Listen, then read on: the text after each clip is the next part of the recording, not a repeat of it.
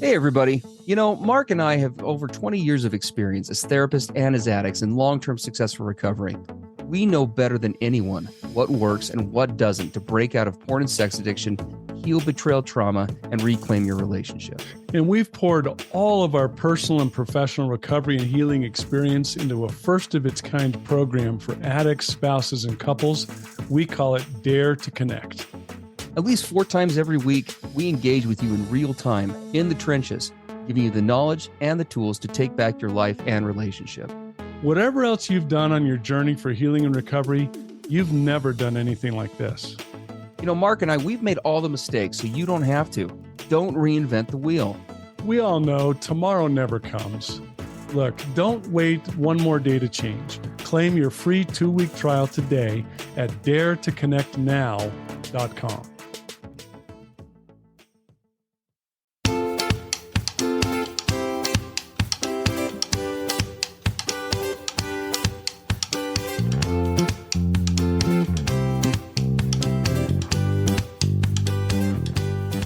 Hey, everybody. I'm Steve Moore. And I'm Mark Castleman. We know the pain and heartbreak of porn and sex addiction. And we know the triumph of breaking completely free. Every day, we help our clients find hope and healing. Join us in the fight to take back your life, your marriage, and be stronger than ever. This is the PBSE Squared podcast.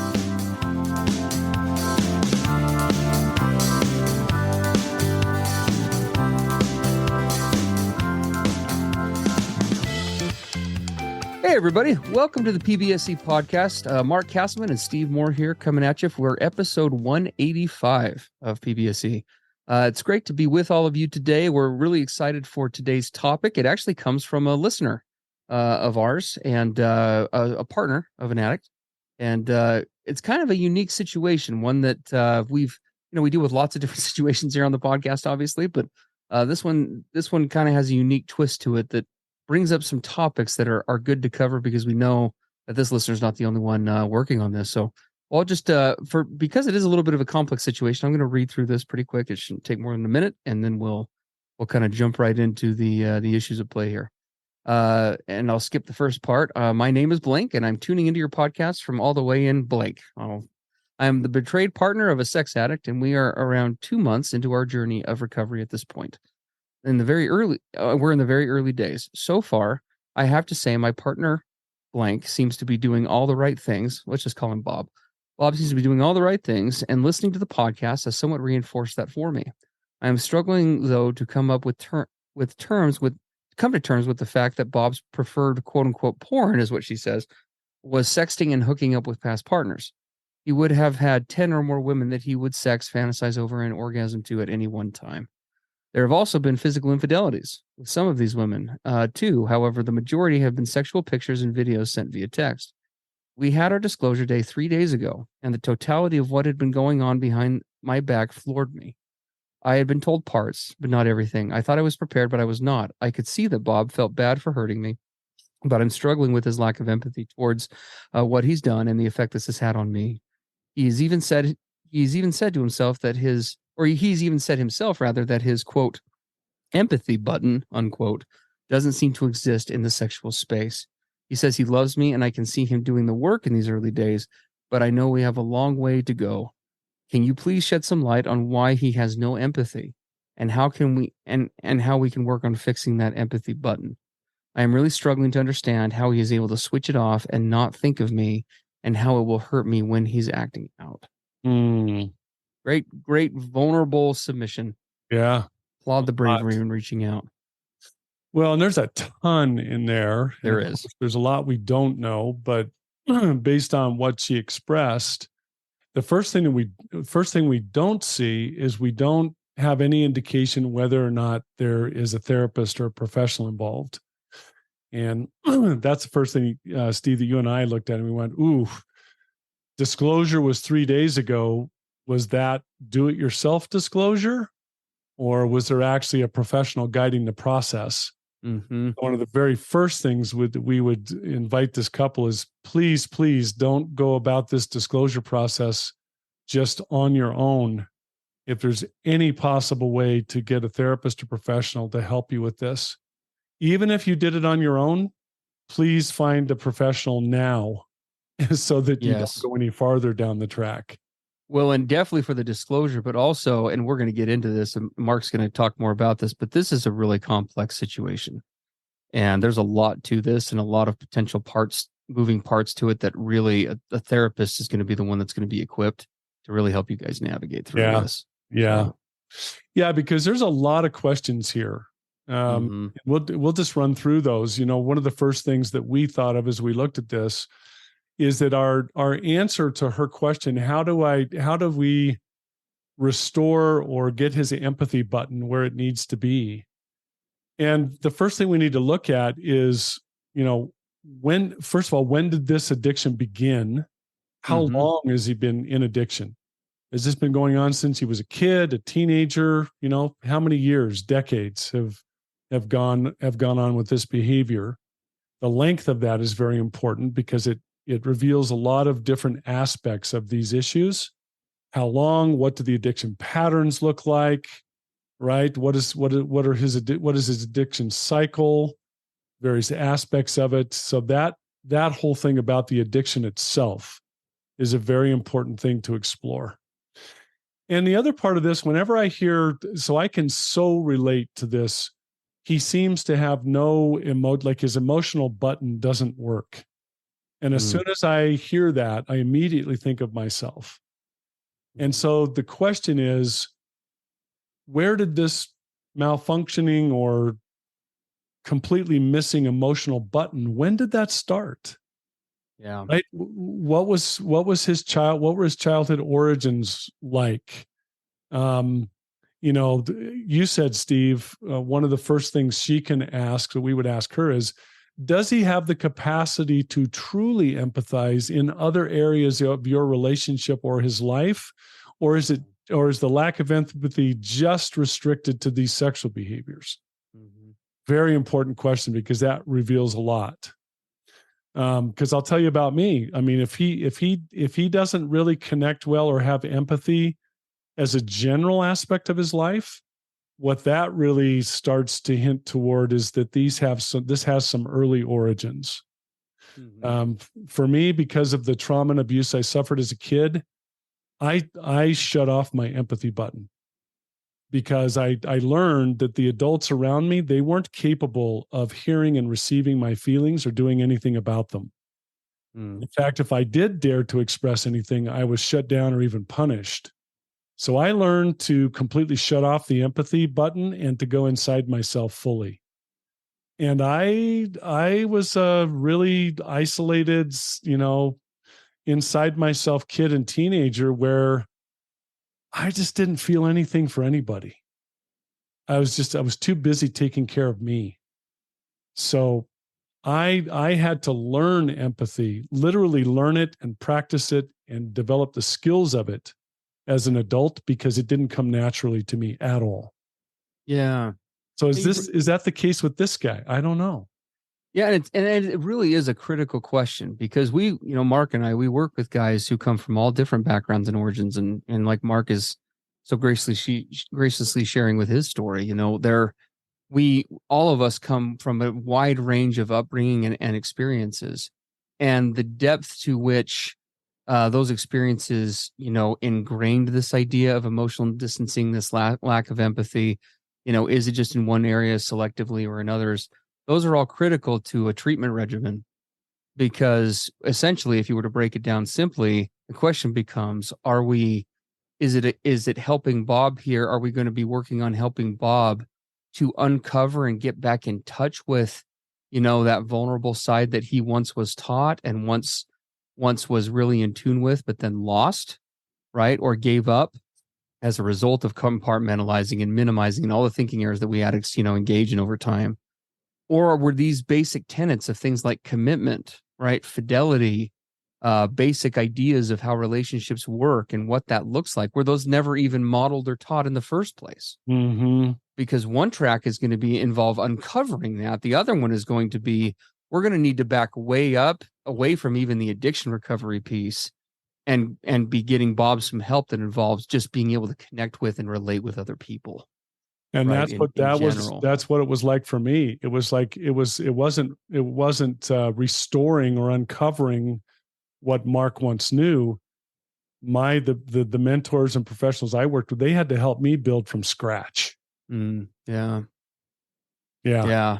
No, and so that's really important. And again, we don't mean to belabor the point, but that really is you're only going to be able to do that in an intelligent but non-biased manner with a qualified therapist, preferably like a CSAT or somebody with specialized training who can get in there and A, help determine that, but then B, depending on what that is, what other interventions besides just traditional therapy might be necessary.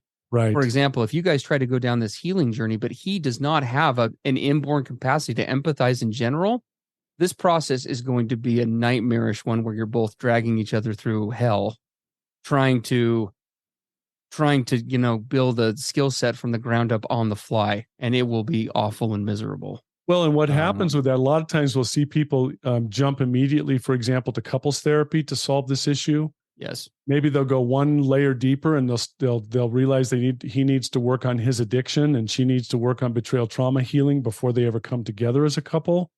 But there's a layer deeper than that.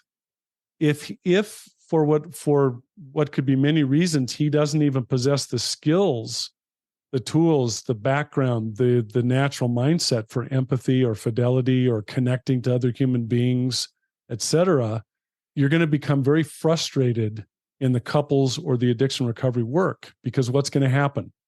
How come he's not getting it? Why does he just seem to not even register, right? He must not care about me. He must not love me. And he'll be saying, why can't I do this? I must be the biggest loser who ever lived, right? You just hear the frustration and the resentment and all that comes up because you're focusing on symptoms where there are deep core issues that have got to be identified and addressed. Yeah. Otherwise, we derail the whole thing. Absolutely. So yes, there's a lot of components to that side.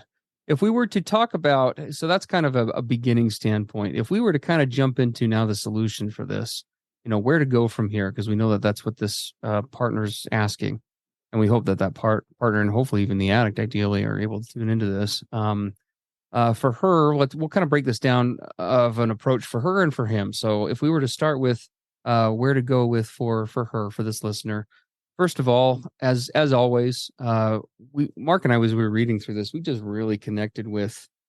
I mean, what a hard situation. Partners already find themselves so emotionally isolated and disconnected in lots of ways. We addicts are very, very skilled at more than we even realize, frankly, at isolating our partners emotionally and crazy making and pulling them into drama and all sorts of different things. And when you're with somebody who is, to use her vernacular, right, doesn't have this empathy button around these really hurtful, difficult, very damaging things that her addict partner has engaged in. I mean, that is a tremendous amount to be carrying on her own. So we just empathize with you. And even though this, we're just going to reinforce it for you. Hopefully you've heard this before, but his stuff is not yours to own. That's one of the most common challenges that we often face in this process is, I have a sexual partner. I care about this person. They're frequently engaging in sexual behaviors outside of me and lying to me about it, deceiving me. Well, logically, what's the conclusion for many spouses, tragically, or partners? Well, it must be me, right? He's not getting what he quote unquote needs or wants here, so it must be me. And what we would just lovingly reinforce is that his stuff is not yours to own.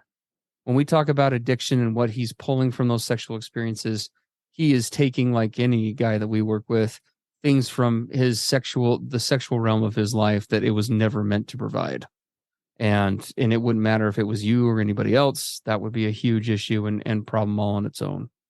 But definitely we would say from a beginning standpoint, with everything that this listener's described, where this is going to need to start for her is definitely just establishing some sort of a baseline of safety, right? Some sort of a baseline of, how do I create a space where I can facilitate and work on my own healing, where I can find empathy from others and connection support, especially with my partner not being willing or able to provide that right now.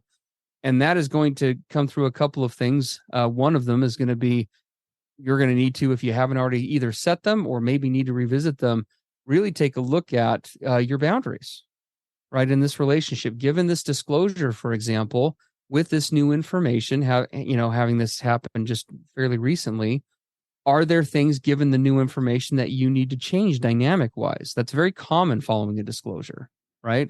We learn a lot of new information that we did not know before, and that oftentimes may change how boundaries in the relationship look and their attached consequences. And so that's going to be, again, a therapist can be really helpful with this, but you being able to look inward and just ask yourself some really honest and difficult questions about what am I needing is going to be important. Do I need space from him emotionally or physically? Do I need connection from him emotionally or physically? And what is he capable of providing there? And are my boundaries creating a safe environment where I can heal, or am I not taking sufficient steps to create that? Am I allowing myself to get sucked into his stuff and his side of things? Yeah, I mean, in our Dare to Connect program, we've been talking about this now the entire month of June and here half of July, right? Mm-hmm. About the whole concept of Yes. codependency, toxic independence. This month, we're in what we call the drama triangle. And as you and I were looking at this situation with her, one of the things that we would reach out, from our heart stir is say, please, please be as mindful as you can about, for example, falling into or staying in what we call the rescuer role in the drama triangle, right? And it sounds like she's a very nurturing, caring, loving, kind and gentle person.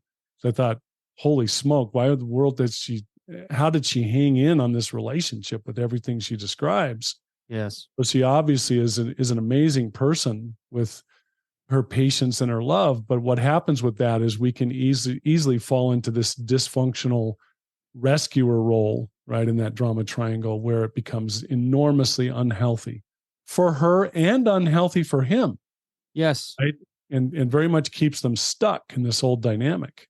Being caught in that rescue role will drain every fiber of emotional energy that you desperately need to conserve for your own healing. Mm-hmm. And it will just get sucked down to the black hole of enablement on his end. Yep. Right. Yep. Exactly. It will leave nothing left for you. And and even though holding boundaries like that on the surface, we know that spouses, for a lot of people, that can be hard because on the surface, they say to themselves, well, that's not loving. Well, conserving that energy and saving it for yourself, especially with the dynamic of it's never recognizing that you can't save him from himself or fix his problems, is the most loving thing that you can do, because not having that boundary in place, what partners oftentimes do from a place of love in that situation, ironically, is the very thing that will set the relationship for true failure. You'll find yourself getting so emotionally drained and exhausted. We've had partners where they wake up one day and they don't even know why. They just know they need to get out. I'm out. I can't do this one more day. I'm gone. I have to do something different. So anyway, there's that whole and with boundaries, it's very important for her to understand there are boundaries both for herself. Yes. Right? What do I need from this relationship in order to be safe, in order to be healthy, in order to be healing? And the other side that's often, well, I think some partners don't know if they have the right to have boundaries include this, but what do I need from him in his own recovery and healing? What benchmarks do I need to see from him that he's being proactive, that he's leading out and getting the help that he needs? Part of her boundaries are not only for her healing and safety, but also what she needs to see that he's pursuing and doing. So those are two sides of boundaries that we would really encourage her to start getting in tune with. And that's where the help of professionals is so valuable. Boundaries can be tough. How do I set them? What are they? And especially, what if he violates the boundaries? What do consequences look like? How firm do I be in those consequences? Right? It's an essential but very challenging part of this process is boundaries. For sure. Well, as we wrap up, we'll shift over to his side of the street here too, because that's important to talk about on the solution side. So we can also connect with, and as Mark said at the beginning, he especially connects with where where this addict partner finds himself. And that place of not being able to empathize or struggling with those skill sets probably is very much in many ways equally confusing for him and its own unique struggle. Definitely. But there is definitely there are some things that can be done to at least set the stage for a healing journey for the both of you to be as efficient as possible. And where that would begin is a couple of things. Making sure that even though you may not be able to feel these things, you being vulnerable, addict partner, in this process, being willing and open to other elements that are at play here, including your wife's feelings, even if it's just on an intellectual level, is absolutely critical, right? It doesn't require empathy to be able to factually analyze a process and be able to say, I committed to a relationship to be exclusive in, and I have not done that, right? I have not been faithful to that. I have not remained committed to that. I have broken those promises. I have broken those commitments, right? Those are not emotional observations. Those are factual ones. And being able to at least connect with the factual piece and be able to validate where your partner is coming from in terms of the injustice and part of, the difficulties that she's experiencing, I would submit lovingly, whether this empathy broken, however broken the button may be, so to speak, using that vernacular, you still have the ability to be able to intellectually honor, recognize, and hold space for the fact that this is another basic human being who signed up for a relationship with me under one set of terms, and I violated those terms. Right? I broke those terms. That means something. There's something significant to that, even if I can't maybe connect with the emotions as to why. And I love what you're saying, Steve, because what you just described is the empathy doorway. Yes. If all I can do is just own the facts of what's happened and start to, quote, intellectually look at what the consequences and fallout of that is, what would that be like for a reasonable human being if all of these things were violated and this betrayal took place? What would be normal and natural to feel? Yeah. I can start there. If somebody took something from me or stole something, yeah, right, how would I feel? That's probably how your partner in many ways is feeling. Yeah. Right. And that's a great way to get started in this empathy process. I would ask this guy, where are you at honestly? I mean, if you were to do just a gut check, honest assessment, where is your level of willingness in this process? Mm-hmm. How open are you? Are you at a place where you're ready to say, you know what I've done in the past really hasn't worked out very well. It's hurt my partner. It's hurt me. Am I starting to sense that I have a level of powerlessness over all of this by myself? Right. This is a 12-step concept. By myself, I'm never going to beat this. By myself, I'm going to continue to not show empathy. I'm going to continue to hurt those that I care about. And so am I open and willing and ready to start to do the work, to start to open myself to getting help, support, being proactive and leading out in this process, right? Where is he at in all that? Absolutely. Got to start there. And in connecting with that element, call it the injustice piece, right? If nothing else, if you can't connect with the emotions, at least connect with that injustice piece, right? Restoring something that's broken, fixing something that's broken. That would be a place to begin. Mark said something before we began today. Don't eat the whole elephant. Start small, be consistent. Yeah. And I don't know if he's referencing it, but that comes from that Shel Silverstein one parable where person sits down to eat the whole elephant little bit by bit, and that's absolutely true, right? It's there is this partner in her submission. She said that we have a long journey ahead of us, and that may be one of the truest parts of the statement. This is going to be a long journey. Shifting here and that doesn't mean that you won't experience really positive gains quickly if you get the right help, but it is going to be difficult. But especially when you are establishing trust, and we hope that every addict that's listening here who is trying to establish trust again is listening. There is nothing that will compensate for the process of establishing trust if there is a lack of consistency. Mark and I see this over and over and over again in our offices every single day. It is hard for a guy to grasp, but we have to break out of that cycle that we've talked about before on here of reactive recovery, going cojones to the wall, so to speak, in our recovery when things are bad, but then backing off when things are good. That all that does is just reinforce that emotional up and down instability in the relationship. Where real recovery happens is not through these huge bursts of energy and then doubling over and panting and trying to catch your breath. It's learning how to run the marathon and be consistent over and over and over again. And when you stumble, you immediately meet the stumbling with transparency, right? You own it, you're open about it, and then we recommit and we go again. But these skill sets, and I know we're emphasizing this for a third time, we would say that for Bob, we definitely need to get you in some sort of professional help and ideally some sort of a support group. And the same thing holds true for the partner. And even though that professional help piece needs to happen, this would be an excellent scenario. You guys would be excellent candidates for something like our Dare to Connect program, because it creates that inborn support network where you can get feedback in real time from us, feedback in real time, but most importantly, though, from others who are also in the exact same spot you are, ranging from empathy to connection to ideas for change, etc. I think in our couples session today, it's a Friday.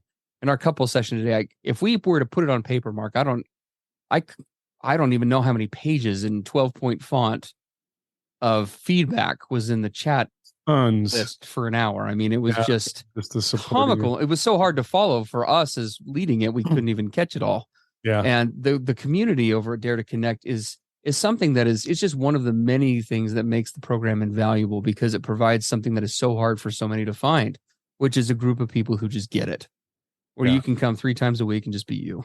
So anyway, we'll give you info about how to find out more about that at the end here. Well, and I think just one, because we're running up on our time. Just one final thing that really jumped out at me big in that this partner sent into us, that this guy had commented, I guess I just don't have any empathy button when it comes to the sexual realm.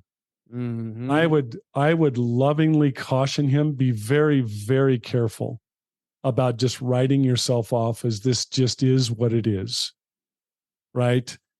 You need to start asking, why do I behave this way? What's behind this? Where did this come from? Am I willing and open and vulnerable enough to now to start to look at it and to not just accept it as the way you are, right? It's been this way for a long time. It's not going to change. I don't know what to do, right? Be open. There is a way out of this. There's a way through this.